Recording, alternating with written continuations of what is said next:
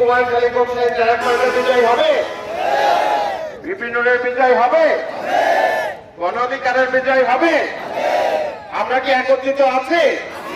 ওই হোমরা তোমরা 5টা 10টা মস্তান আমরা কি সামনে রাখবো? কাউকে ভয় পাই?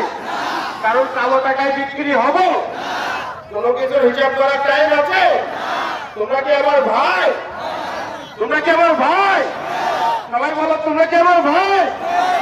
ইনশাল্লাহ আজকের এই সমাবেশে আবার ছাড়ছে যেত আমাদের মাঝে বিভিন্ন বক্তব্য রাখছেন, ভিডিও করে, তারপরে বক্তব্য রাখবে। সবাই দাঁড়াও, সবাই সবাই উঠে দাঁড়াও, সবাই এত সবাই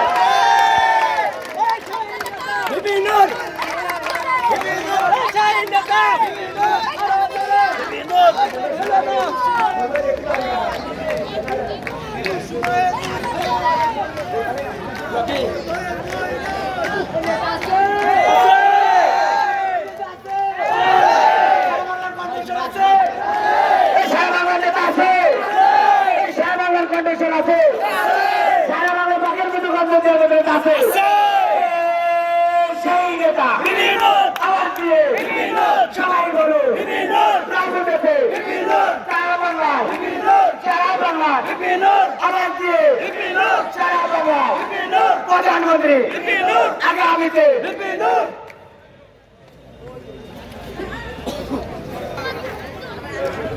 স্ক্রিনটা বড় করেন, স্ক্রিনটা বড় করেন, স্ক্রিন বড় করেন।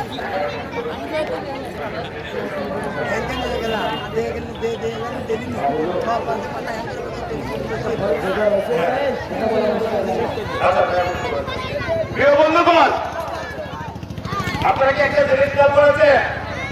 আমরা দেশের শুরু করি 1000 মানুষ, দেশের থেকে থাকে 1200 মানুষ। এই জিনিসটা কি খেয়াল করেছেন? আমরা যদি বিরিয়ানি খাওয়াই বড় সাইজের গরু মেরে 500 টাকার মোটরসাইকেল তেল দিয়ে প্রোগ্রাম করতাম, 1000 শুরু করলে 200 টিকতো কিনা সন্দেহ, ঠিক কিনা? এখানে কাউকে কি 10টা টাকা দিয়ে এনেছে? কাউকে কি চাকরি দেব, বিভিন্ন সুখ সুবিধা দেব এই প্রলোভনে এনেছে? এখানে কারা এসেছে? আমার ভাই এসেছে। কুকসা কুমারখালীতে 5000 ভাই আছে, এই কুমারখালীর মাটিতে 3000 ভাই আছে। আমার সাংবাদিক ভাইরা প্রশ্ন করেছে, আমি অনেক হেসেছি। আপনি কি কোনো চাপ অনুভব করেন না? কেন চাপ অনুভব করবো কাকে? আরে কাকে? দানব শেখ হাসিনাকে পতনের মহানায়কের একজন আমি। শোনেন মজার গল্প, অনেক বড় বড় সাইজের হ্যান্ডাস আমরা দেখবেন, ওই হ্যান্ডাস আমরাদের 5 তারিখের আগে ফোন দিয়েছি, এই আন্দোলন করতে হবে। কাজে ফেলে বাপ আন্দোলন করবো কেমনে? আবার অনেক হ্যান্ডাস আমরা ফোন দিছে, ফোন বন্ধ। আবার অনেকের কথা কথা গেছে, কয় তোমার সাথে কথা বলি জেল হবে, তোমার সাথে কথা বলি মামলা খাওয়া লাগে। তারা এখন আমরা নিজেকে ত্যাগী দাবি করে। 17 বছর না আমি শুনি নাই এমন লোক নাকি ত্যাগী। আমি হাসবো না, আপনারাও হাসবেন। আমি একা না, আপনারাও হাসবেন। আরে ভাই, এই যুব সমাজ কি পরিবর্তন করতে পারে সামনের দিন দেখবেন। শাকিল আহমেদ তিয়াস না, শাকিল আহমেদ তিয়াস কুমারখালী জাত যাবে, অন্যায়ের বিপক্ষে তাই হবে। কেন অন্যায় সহ্য করি নাই 16 বছর, আগামীতে কেন অন্যায় সহ্য করার সময় আছে? আমি কি ভাড়া করা লোককে ঘুরি? এই তোরা কি আমার জন্য মরতে পারে, গুলি খাতে পারে, আহত হতে পারে? আমার নেতা এখন বক্তব্য রাখবে, সবাই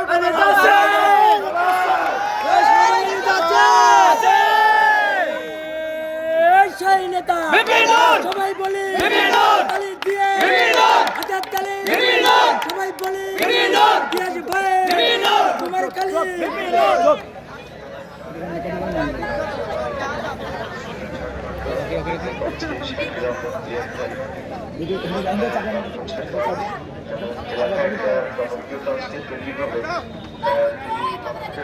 বিশেষ করে উন্নয়নের জন্য আমি দেখেছি এলাকায় যখনই এসেছে এলাকার উন্নয়ন এবং কর্মকাণ্ডের বাইরে বিভিন্ন দপ্তরের ছুটি পেয়েছি দিয়েছি এলাকার বিশেষ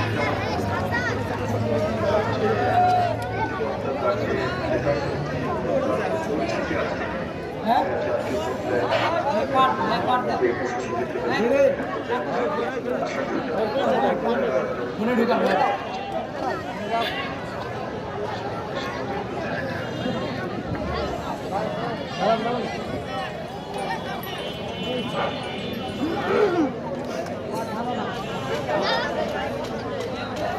করেছে বিভিন্ন দেশে সেই শক্তির পতন হয়েছে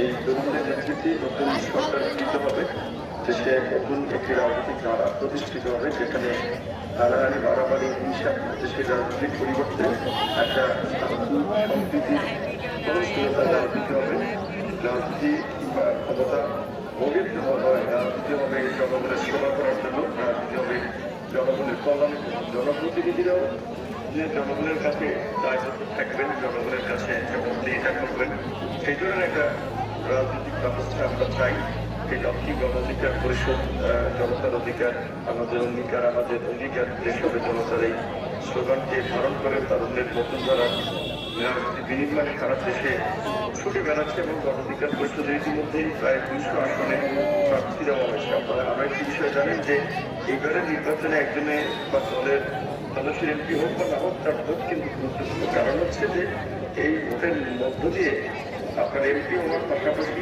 যেহেতু বিপক্ষ বিশিষ্ট সংসদ হবে উচ্চ পক্ষে 100 প্রতিনিধি নিশ্চিত হবে তো আমরা আশা করি যে আমাদের কুষ্টিয়া চার থেকে আপনারা আমাদের তরুণ নেতা ইয়াস ভাইকে আপনারা রাষ্ট্রপতিকে ভোট দিয়ে দিতে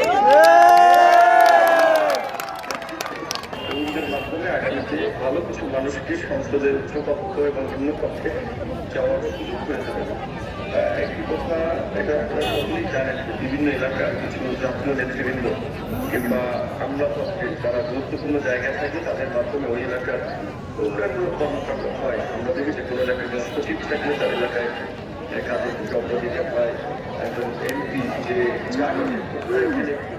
কোন দপ্তরে গেলে কোন বিষয়টা সমাধান পাওয়া যায় এই বিষয়টা তো জানা জরুরি আমি দেখছি যে আমি নিজেও অনেক বিষয়ে জানতাম না এই সমস্ত বিষয়ে ইয়ার দায়িত্ব খবর নিয়ে আমাকে জানিয়েছে এবং সেই দেখা যায় বিভিন্ন ফাইল নিয়ে গেছে আমাদের এলাকার কিছু কাজ তার মাধ্যমেই হয়েছে আপনাদের এলাকাটা বুঝেছে তাহলে কি করতে পারবে আমরা আশা করি যে আপনারা এলাকার স্বার্থে এলাকার উন্নয়নের স্বার্থে অন্তত আপনারা তরুণ প্রজন্মের সাহসী কণ্ঠস্বর এবং সংগ্রামী তরুণ ইয়ার থেকে আপনারা ভোট দিলেন এবং আপনারা তার পাশে থাকলেন দলের পক্ষ থেকে আমরা সর্বোচ্চ সহযোগিতা একটা নতুন ইতিহাস রচিত আপনাদের সবাইকে ধন্যবাদ একটা মিনিট ভাইয়া ওই যে সবাই স্লোগান দেবে এই স্লোগান এই নেতা আছে সবাই একসাথে বলো নেতা আছে সেই নেতা হাতের তালে সবাই বলো পেছন থেকে সবাই বলো ভিতর থেকে আওয়াজ দিয়ে সবাই বলো আওয়াজ দিয়ে সবাই বলো ভাইয়া জি ভাই ধন্যবাদ একজন দলের প্রধান এইভাবে আধা ঘন্টা সময় দিয়ে কোকসা কুয়ারখালী মানুষের উদ্দেশ্যে ভার্চুয়াল মিটিংয়ে অংশগ্রহণ করেছে এটা সত্যি ভাগ্যের ব্যাপার আমরা এমন একজন নেতাকে পেয়েছি যিনি নিজে কোকসা কুয়ারখালীর প্রতিটা মিনিটে প্রতিটা সেকেন্ডে হিসাব রাখার চেষ্টা করে এই নেতা এবং আমরা যদি কখনো আমরা সংসদে যেতে পারি দেশের দায়িত্ব পাই আপনারা একবার ভাবুন কোকসা কুয়ারখালীর কতটা উন্নয়ন হবে আমরা তো বীজ বপন করতেছি এই গাছ হবে ফল হবে আমরা পাই আর না পাই কুমারখালীবাসী পাবে এই আবেগ ঘন জায়গায় আমি কিছু স্মৃতিচারণ করব তার আগে আপনাদের সবাইকে দেশনেত্রী খালেদা জিয়া প্রচন্ড অসুস্থ তার জন্য দোয়া চাই আপনাদের কাছে দেশনেত্রী এখন শুধু বিএনপির না উনি পুরো বাংলাদেশের দেশনেত্রী উনি প্রচন্ড ভাবে অসুস্থ আপনারা সবাই নামাজের জন্য দোয়া করবেন আমি তার আগে আরেকটি কথা বলি, বাংলাদেশে অনেক ষড়যন্ত্র হচ্ছে। হিন্দু মুসলিম, বাউল মুসলিম, কালো সাদা, মানে 100 প্রকারের ভেতরে ভেতরে ষড়যন্ত্র হচ্ছে। আমার এই কাছের ভাইরা কি মনোযোগ দিয়ে শুনছে? আজান হচ্ছে, আমি মাইকে এখন বলবো। যে শোডাউনের রাজনীতি চলে এসেছে, যে মানুষের ধরেন পিকআপের বেশি জোরে শক্তি চলে এসেছে, তা কোনো প্রতিফলন হয়নি। আমার আগের বক্তা রাফা বলেছে, আপনারা দেখেননি 17 বছর হাজার হাজার না, কোথাও কোথাও লাখ লাখ জনসংখ্যা নিয়ে তারা মিছিল করেছে। আপনারা দেখেননি ভাই, দেখেননি 17 বছর হাজার হাজার জনসংখ্যা নিয়ে কি হ্যাডাম দেখিয়ে বেড়াইছে। মনে হয়েছে পৃথিবীতে তাদের সমতা কোনোদিন যাবে না। মানুষকে মানুষ মনে করেনি, ছড়াকে ছড়া গান করেছে। কোথায় তারা আজকে?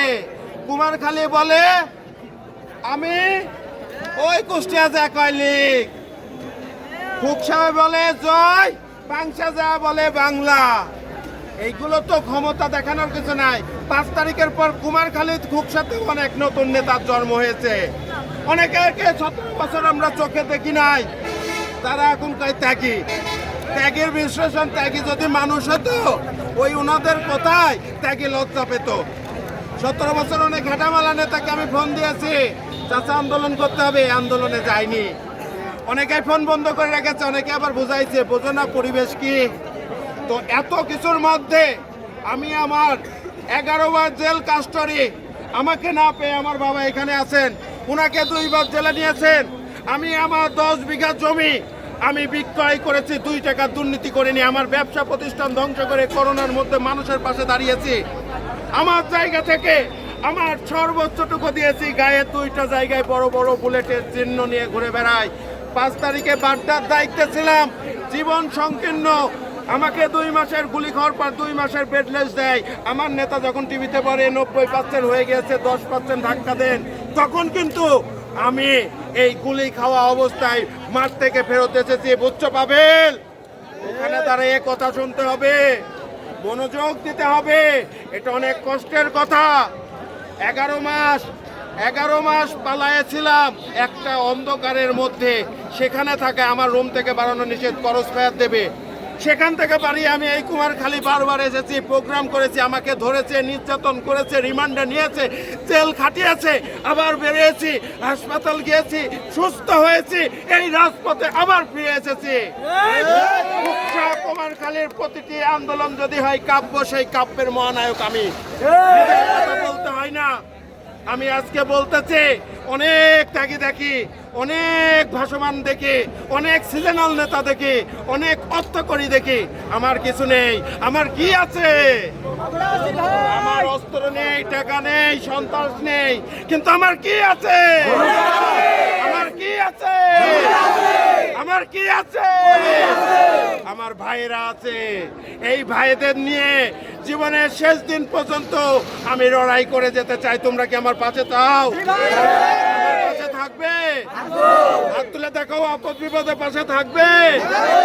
ওই টাকাওয়ালা যদি লোক ভাড়া করে আসে আমাদের সাথে পারবে? ওই হ্যাডাম যদি ক্ষমতা দেখাতে আসে আওয়ামী লীগের মতন চুরমার হবে? কাউকে কোনো টাইম আছে? এই কুমারখালী আমাদের। অনেক কষ্টে স্বাধীনতা পেয়েছে। চাইলে অনেক আগেই ভালো থাকতে পারতাম। দলের সাথে বেইমানি করিনি, দেশের সাথে বেইমানি করিনি, এই জনগণের সাথে বেইমানি করিনি। আমি করেছি আপনাদের জন্য। নিজের শরীরে গুলে খেয়েছি, জেল কেটেছি, অর্থনৈতিক সমস্যায় পড়েছি, ব্যবসা নষ্ট করেছি, কিন্তু পিছপা হইনি। আপনারা কি আমার সাথে আছেন? আগামী নির্বাচনে আপনারা এমন একজনকে নিয়ে আসুন যে নিজের ধ্বংস করে মানুষকে ভালোবাসা বিলিয়ে দেয়।